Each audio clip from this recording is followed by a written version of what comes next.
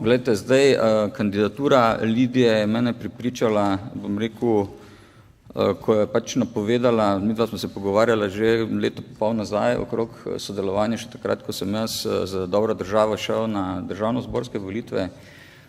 Takrat sicer nekako nismo našli ne jezika, ampak pač lista, kateri je Lidija pripadala, ni imela torej intence, da bi šla na te državnozborske volitve.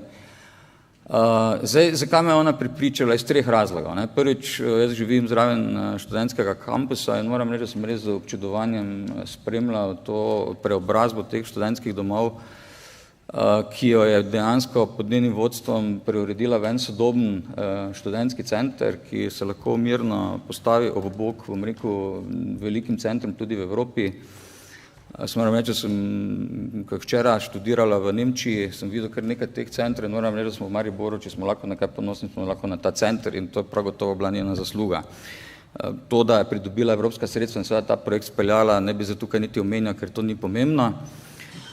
Druga stvar, ki me je pripričala, jaz priznam, da sem mestno politiko začel spremljati, ko sem se vrnil iz Ljubljane, malo bolj podrobno.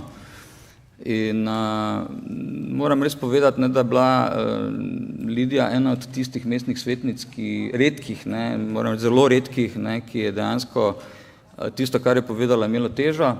To je ena stvar in drugo, pri veliki večini glasovanj, pri katerih je sodelovala, ni šla z kalkulatorjem v žepu, za tipkovnico, ampak je dejansko stala za nekimi cilji in jih tudi argumentirala.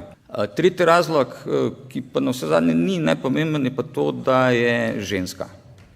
Torej, jaz moram reči, da se mi kot rojenemu meščanu, sem rojen v Mariboru in tudi živim celo življenje v njemu, zdi zelo pomembno, da dejansko ženske prevzamejo v politiki, tako v državni kot tudi na lokalnem nivoju, lokalni samoupravi, velik delež sodelovanja. Jaz moram reči, da, kot je bilo rečeno, jaz sem res imel ta privilegij, da sem lahko fizično in situ obiskal vseh 211, takrat še ankaranske občine ni bilo.